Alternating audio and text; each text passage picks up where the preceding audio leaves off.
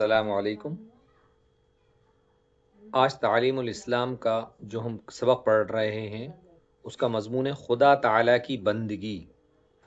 سوال: مسلمان خدا تعالیٰ کی بندگی کیسے کرتے ہیں؟ جواب: نماز پڑھتے ہیں، نمبر 2 روزے رکھتے ہیں، نمبر 3 مال کی زکوٰۃ دیتے ہیں، نمبر 4 حج ادا کرتے ہیں۔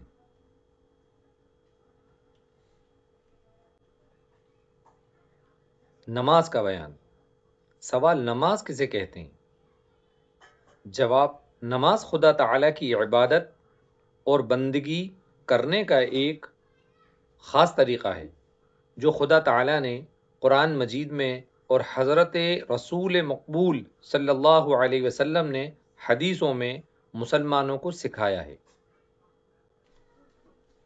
سوال: بندگی کا وہ طریقہ جسے نماز کہتے ہیں کیا ہے؟ جواب: گھر میں یا مسجد میں خدا تعالیٰ کے سامنے ہاتھ باندھ کر کھڑے ہوتے ہیں اور قرآن شریف پڑھتے ہیں، اس کی تلاوت کرتے ہیں، قرآن کی تلاوت کرتے ہیں، خدا تعالیٰ کی تعریفیں بیان کرتے ہیں جو کہ قرآن میں لکھی ہیں، اس کی بزرگی اور تعظیم کرتے ہیں، اس کے سامنے جھک جاتے ہیں، رکوع کرتے ہیں، سجدے کرتے ہیں اور زمین پر سر رکھ کر اس کی بڑائی اور اپنی عاجزی اور ذلت ظاہر کرتے ہیں۔ سوال: مسجد میں نماز پڑھنے سے آدمی خدا تعالیٰ کے سامنے ہوتا ہے یا گھر میں؟